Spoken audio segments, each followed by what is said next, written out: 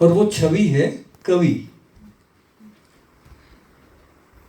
तो प्रकारांतर से मैं ये कह सकता हूं कि हम कवि पर बात करने के लिए, कविता पर बात करने के लिए, उसके वर्तमान परिप्रेक्ष्य को लेकर, उसके संवर्धन को लेकर बात करने के लिए यहाँ एकत्रित हुए हैं। कवि कौन होता है?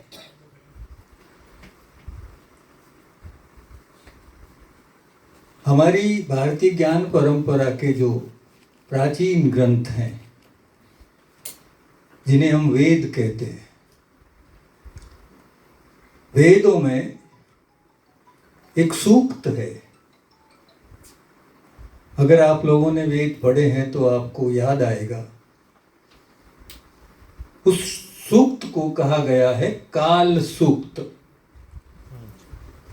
काल यानी समय, और उसका दृष्टा कवि है भृगु। भृगु जो ब्रह्मा का मानस पुत्र है। भृगु कह रहा है, काल का अश्व तीव्र गति से भागा जा रहा है, उसकी अयाल इस तरह से उछल रही है जैसे सूर्य की किरणें हैं। वो अजर है, अमर है, वीर्यवान है। उसकी सवारी कोई कवि कर सकता है। कवि क्या करता है? काल की सवारी करता है। और अब हम थोड़ा सा आगे आए तो द्वापर का महानायक हमारा श्री कृष्ण अर्जुन को गीता का ज्ञान दे रहा है, और उस गीता में एक अध्याय विभूति योग अध्याय है। हम सब ने गीता पढ़ी होगी, वो अध्याय भी पढ़ा होगा, लेकिन हम कभी वहां नहीं अटके जहां कृष्ण कुछ खास संकेत कर रहा है। मैंने भी पढ़ी सैकड़ों बार, महाभारत में बहुत पढ़ता हूं, सैकड़ों बार गीता पढ़ा, कभी अटका नहीं। लेकिन एक दिन मेरी मां की कृपा हुई और मैं वहां अटक गया। कृष्ण कह रहा है अपनी विभूतियों को लेकर, और आप में से कईयों को वो याद होंगे, मैं कहां कहां क्या हूं।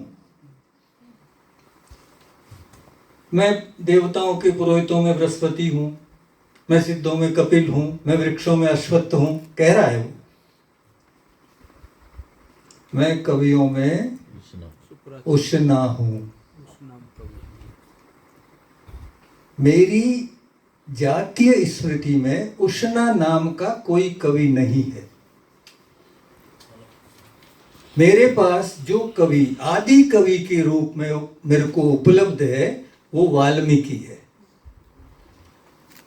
ये बात इसलिए कह रहा हूं कि वाल्मीकि का समय कृष्ण से पहले का समय है, त्रेता युग का है।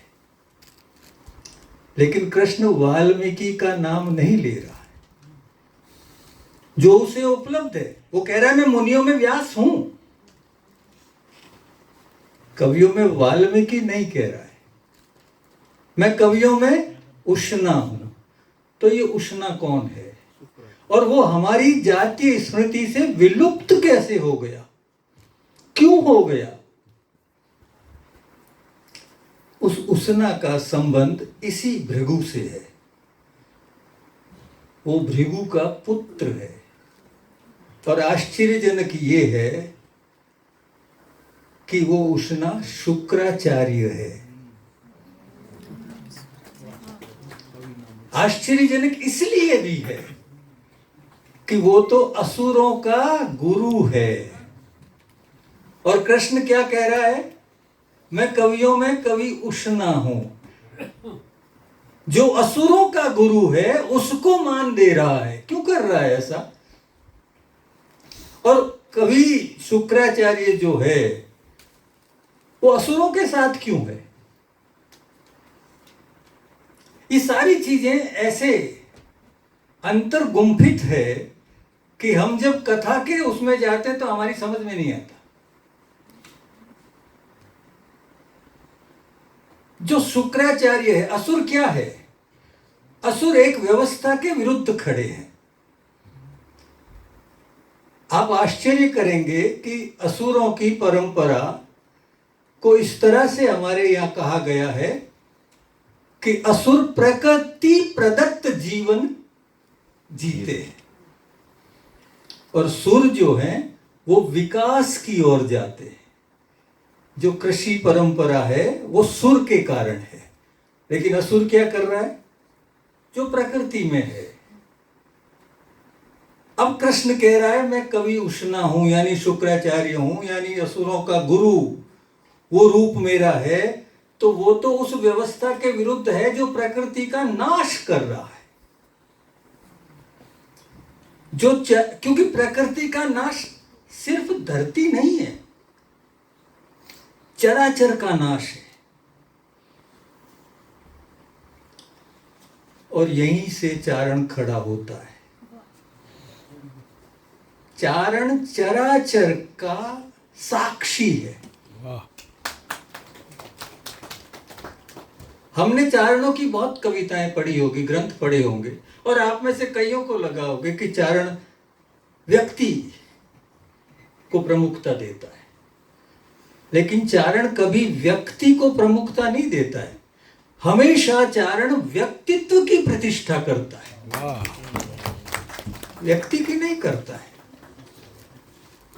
और व्यक्तित्व किससे बनता है? गुणों से।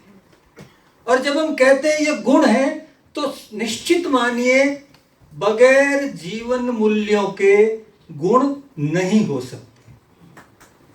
तो चारण क्या करता है? चारण मनुष्य जीवन में या सामाजिक जीवन में उन मूल्यों की प्रतिष्ठा करने का काम करता है जिसके होने से जीवन संभव है। यानी वो रित का पोषक है।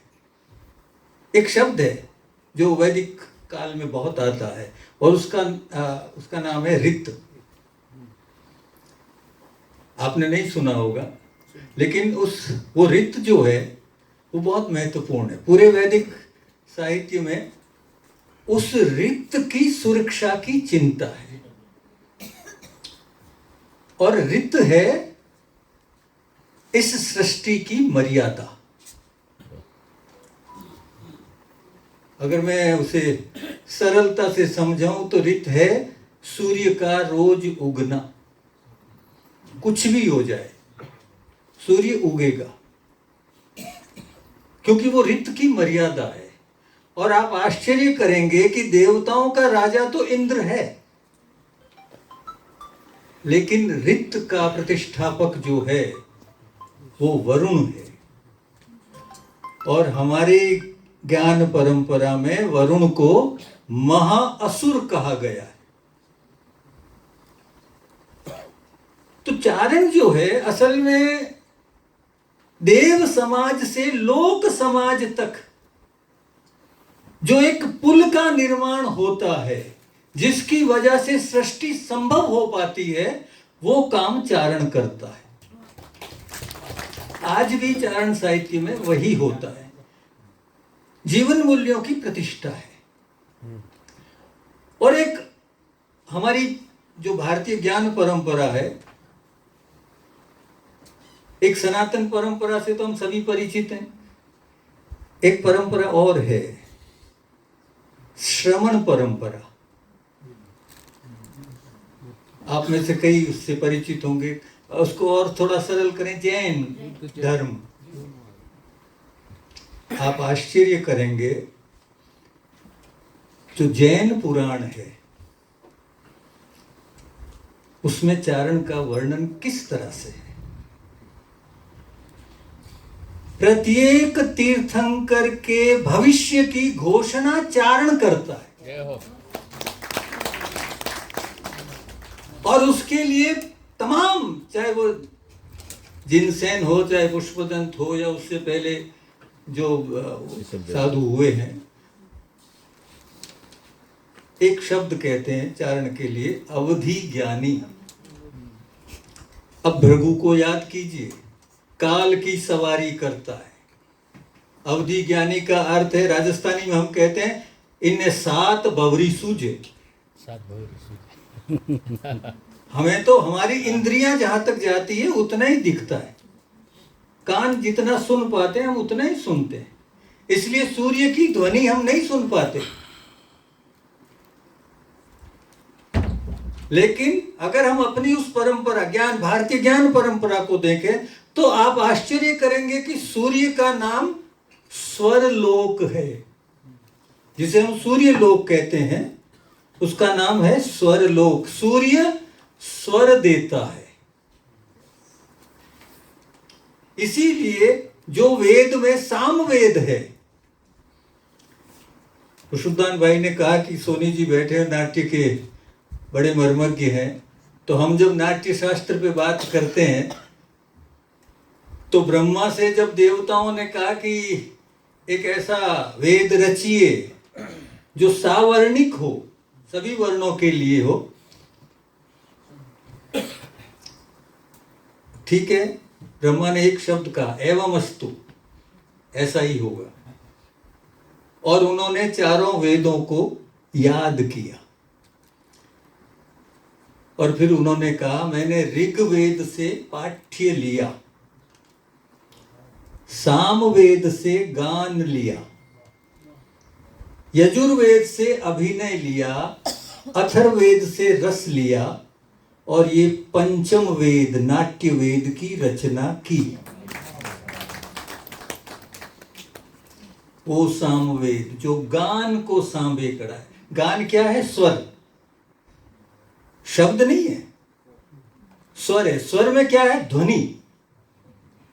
और जब हम चारण काव्य परंपरा की बात करते हैं तो वो जो छंद रच रहा है उसका जो सुंदर पक्ष है वो है उसकी लय। और लय को हम ऐसा कह सकते हैं कि समय के कैनवास पर ये ध्वनि की प्रतिष्ठा है जिसे हम लय कहते हैं। क्योंकि जब हम छंद को समझने की प्रक्रिया में जाते हैं, ये दुर्भाग्य है कि आज हम छंद को गणित से समझते हैं। जैसे ही आप छंद की बात करेंगे तो आप कहेंगे 13 11 11 13 दोहा। वो गणित नहीं है भाई। ध्वनि का एक विशेष तंत्र है, यति गति उसमें है, लेकिन गणित नहीं है। तो चारण उसको साधता है। और चारण जो जैन परंपरा में आता है, वहां एक बहुत सुंदर शब्द उसके लिए कहा गया है कि वो सम्यक दृष्टि की दीक्षा देता है। और ये सम्यक दृष्टि किसकी है? ये सम्यक दृष्टि महादेव की है। हमने कभी इस पे विचार नहीं किया कि ये जो श्रवण परंपरा है ये देवादि देव महादेव की निकली हुई परंपरा है और उस सम्यक दृष्टि पे खड़ी है। और क्योंकि चारण शिव की सर्जना है, चारण मनुष्य नहीं है, चारण कश्यप की संतान नहीं है। पूरी सृष्टि जो है वो कश्यप ने रची है।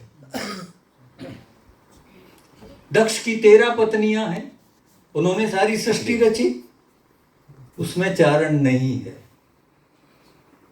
क्योंकि हमारी पौराणिक परंपरा ये कहती है, एक ऐसा दृष्टांत आता है कि सृष्टि प्रारंभ हुई और ब्रह्मा और विष्णु में अहंकार आ गया कि मैं हूं सृष्टि का रचयिता। तो झगड़ने लगे दोनों, मैं बड़ा। अहंकार तो हमारे यहाँ आज भी है, ये मैं बड़ा होना तो बड़ी गड़बड़ है। तो लगा अब कैसे निर्णय करें भाई। अचानक उस झगड़े, उन दोनों के झगड़े के बीच एक विशाल लिंग आके स्थापित हो गया। जाज्वल्यमान, अग्नि से भरा हुआ। तो दोनों चौके की हम कह रहे हैं मैं बड़ा, मैं, ये तीसरा कौन है जो हमसे पहले है? तो निर्णय हुआ कि ऐसा करते हैं, इसका और छोर पता करते हैं, एक नीचे जाओ एक ऊपर जाए, और जो और छोर पता करके पहले आएगा वो बड़ा होगा। और छोर नहीं मिला, तब उनकी समझ में अपनी गलती आ गई और दोनों हाथ जोड़ के उसकी स्तुति करने लगे। उस स्तुति में ब्रह्मा और विष्णु दोनों कह रहे हैं, बाकी कईयों के लिए कहा है, लेकिन कहा चारण तुम्हारी सर्जना है। ये प्रमाण है, ऐसा नहीं है कि मैं चारण हूं इसलिए मैं कह रहा हूं।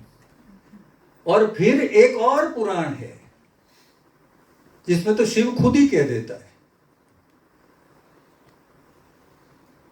हमने कृष्ण की गीता सुन रखी है, लेकिन हमें नहीं पता है कि जो जगत जननी, जो जगत की नियंता जगदम्बा है, उसने भी एक गीता कही है। हिमालय से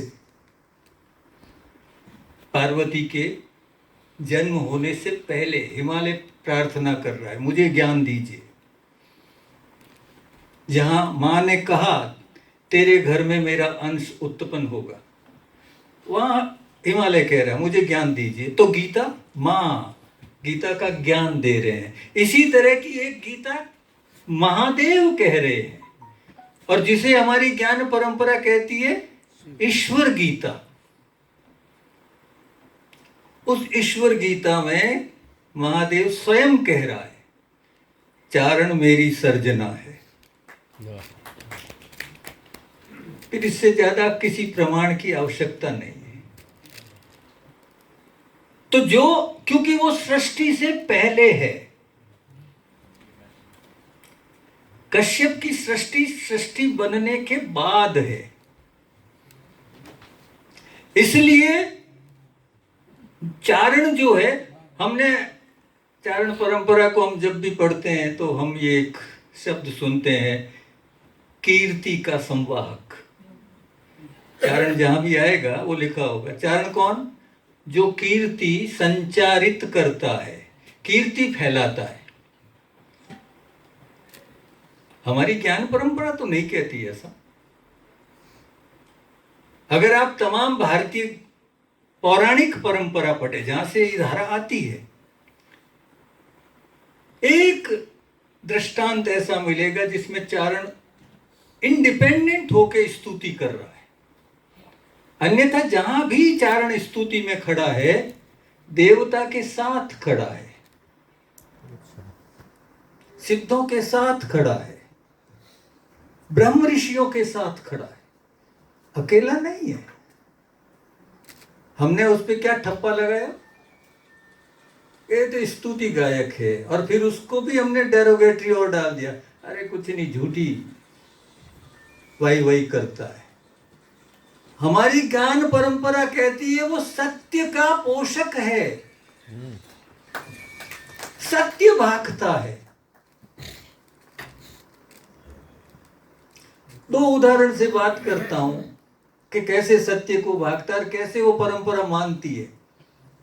चारण का अपना एक मार्ग है जो हमारी ज्ञान परंपरा कहती है। फिर एक उदाहरण देता हूं आपको। वाल्मीकि की रामायण पढ़ी होगी, पढ़ी? सुंदरकांड। अभी क्या समस्या है कि हम तुलसी का सुंदरकांड पढ़ते हैं, घरों में पढ़ा जाता है, वाल्मीकि का नहीं पढ़ते। तुलसी ने कथा को अपने तरीके से लिखा, तुलसी का अपना समय है, तो उसे अपने नायक को स्थापित करने के लिए कुछ और चीजें करनी है। वाल्मीकि के यहाँ राम मनुष्य है, देवता नहीं है। जैसे आप महाभारत पढ़ेंगे तो कृष्ण जन्म के साथ ईश्वर है, राम नहीं है, राम मनुष्य है। सुंदर कांड में राम की पत्नी का हरण हो चुका है, भटक रहा है राम। सुग्रीव तो पहुंच गया, हनुमान मिल गया, बाली को मार दिया। अब हुआ कि ढूंढो सीता को, और पता लगा, लंबी कथा है, आप उस कथा से परिचित हैं, कि लंका में है। अब लंका का मतलब है 100 योजन का समुद्र। अब कहा कि कौन इसको पार कर सकता है, तो जो दक्षिण दिशा में गए उनमें हनुमान भी साथ में है। तो बाकी सब वानर अपनी अपनी कह रहे हैं, मैं इतने योजन पार कर सकता हूं, मैं छलांग इतनी लगा सकता हूं, क्योंकि नेता अंगद है। और हनुमान उन सबसे दूर अलग बैठा है अपनी धुन में। तो जामवंत जो है उसको समझ में आती है कि नहीं नहीं, करने वाला वो है, लेकिन उसको ध्यान नहीं है कि मेरी ताकत क्या है। हनुमान के लिए कहा जाता है कि उसे जगाना पड़ता है कि भाई तू कर सकता है। तो उन्होंने कहा तू कर सकता है, अच्छा ठीक है मैं करता हूं। अब उसने अपना रूप बड़ा बनाया, विराट रूप, और उस पर्वत पे खड़ा हुआ, महेंद्राचल पर्वत, और छलांग लगाने की प्रक्रिया में है। जैसे हम रेस देखते हैं ना एथलीट में, वो घोड़ा दबेगा और दौड़ना शुरू होंगे, तो छलांग जो लगा रहा है उससे पहले एक बात कहता है, मैं चारणों के मार्ग से लंका जा रहा हूं। सुंदर कांड का पहला पद है, यानी चारण का मार्ग कोई अलग है। और उसको सेकंड करता है एक दूसरा बड़ा ग्रंथ जिसे महाभारत कहते हैं। उसमें एक चरित्र है, जिस चरित्र के न होने से महाभारत नहीं होता। वो चरित्र है सत्यवती। सत्यवती का जन्म मछली की पेट से हुआ, ऐसी एक कथा है। क्योंकि वो एक अप्सरा थी, उसको श्राप मिला, और श्राप का शमन ये है कि जिस दिन संतान उत्पन्न होगी तू इससे मुक्त होगी। अब जब संतान हो गई तो मछली अप्सरा बन गई। अब मछली कह रही है, मैं चारणों के मार्ग से स्वर्ग लोक जा रही हूं। त्रेता युग का ग्रंथ और द्वापर का ग्रंथ दोनों उसकी पुष्टि करते हैं, चारणों का एक अलग मार्ग है। हमें हमारी उस परंपरा को समझना है, क्योंकि ये चारण जाति का नहीं है, ये भारतीय ज्ञान परंपरा का अंश है। चारण भारतीय ज्ञान परंपरा का प्रतीक है, जो सीधा देवलोक से, देव समाज से लोक समाज तक एक पुल बनाता है। वही आवागमन कर सकता है। जो अवधि ज्ञानी जैन पुराणों में कहा गया है, उसी का एक दृष्टांत मिलता है कि आप देखिए, जब हम इस ऐतिहासिक काल में आते हैं पुष्पदान भाई, तो इतिहास में बार बार लिखा मिलता है, चारण राजा के पास गया। लेकिन जो हमारी ज्ञान परंपरा है वो कहती है राजा चारण के पास गया। कश्मीरा बहन बैठी है, अगर वो जैन परंपरा में पढ़ा है तो उनको याद होगा, बार बार राजा जाता है, चारण नहीं जाता है। अहिल्या को श्राप मिला, गौतम ने दिया। हमको अहिल्या का श्राप पता है, इंद्र का क्या हुआ? क्या छोड़ दिया गौतम ने? अनाचार तो उसने किया है ना, तो क्या उसको कोई सजा नहीं मिली? लेकिन हमको कथा नहीं पता है, हमको कथा उतनी सी पता है क्योंकि राम ने टच किया, शिला स्त्री में बदल गई। राम की जय हो। अरे उसके साथ जिसने गलत किया उसका क्या हुआ? क्या गौतम ने उसको कुछ नहीं कहा, सिर्फ दोष पत्नी को दिया? ऐसा नहीं है। बहुत क्रूर श्राप दिया, ऐसा श्राप कि आप, मैं जब कहूंगा आप एक क्षण को रुक के अगर उसको इमेजिन करें तो आपको लगेगा उफ, इतना विभत्स। उसने सबसे पहले इंद्र के अंडकोश तोड़ दिए।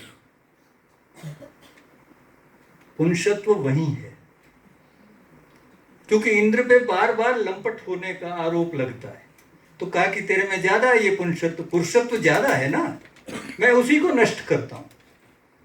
और उसके बाद उसे श्राप दिया, शस्त्र भग हो जा। एक शरीर जिसमें 1000 स्त्री योनियां है, एक सेकंड इमेजिन कीजिए, इससे विभत्स कोई शरीर हो नहीं सकता।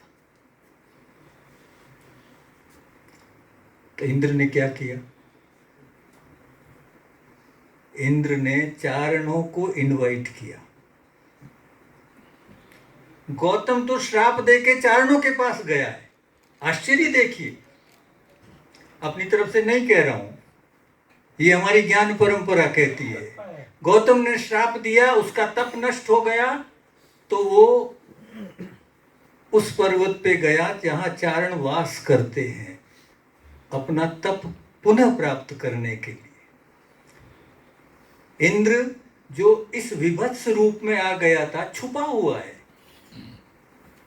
उसने रिक्वेस्ट की चारणों से, मेरे से मिलो। चारण आए तो उन्होंने कहा कुछ करो, मेरा क्या होगा? ये अंडकोश वापस स्थापित किए जाए, ये जो मेरे को श्राप मिल गया है शस्त्र भग होना, इसको खत्म करो। आप कर सकते हो। किसको कह रहा है? चारण को। और चारण गए पितरों के पास। पितर देवता की एक अलग श्रेणी है, हमने उसको अपने पूर्वज मान लिया है। पूर्वज इसलिए मान लिया है क्योंकि पितर जो है वो देवता से पहले देवता है। जो हमारी ज्ञान परंपरा कहती है, जो पितरों से पहले हुए, देवता से पहले हुए, वो पितर है। तो चारण गए पितरों के पास, कहा कि एक रिक्वेस्ट लेके आए हैं, आपका जो वाहन है उसका वाहन है मेढा, नर भेड़, आप इसके अंडकोश हमें दीजिए ताकि हम इंद्र को अंडकोश संपन्न कर सके। उसका पुंसत्व, क्योंकि हम जब अपनी ज्ञान परंपरा में पढ़ते हैं तो हम कई बार देखते हैं गणेश का सर कट गया तो महादेव ने कहा जाओ किसी हाथी को सिर लेके आओ। आज को कोई ऐसे कहने लगे कि साहब ये तो प्लास्टिक सर्जरी थी। नहीं, अब उसका कोई तर्क नहीं है, हमें सिर्फ स्वीकार करना है, होता है। तो ऐसा ही हुआ, चारण लेके गए और देन रिक्वेस्ट की गौतम से कि थोड़ा डाइल्यूट कर दो। उसने कहा नहीं नहीं, निकल गया श्राप, और जो निकल गया वो वापस नहीं ले सकता, मैं ले ही नहीं सकता। कहा ठीक है, श्राप तो है, कुछ डाइल्यूट करो। अब उसने उस श्राप को थोड़ा सा चेंज किया। शस्त्र भग जो श्राप था उसको कहा शस्त्र अक्ष हो जा। इसलिए इंद्र की कई बार आप ऐसी मूर्ति देखते हैं जिसमें 1000 आंखें हैं। वो गौतम का श्राप को ट्रांसफॉर्मेशन किया हुआ है, जिसमें रोल चारण का है। तो चारण के साहित्य को जब हम समझने की प्रक्रिया में जाते हैं तो हमको पूरी भारतीय ज्ञान परंपरा को समझना पड़ता है।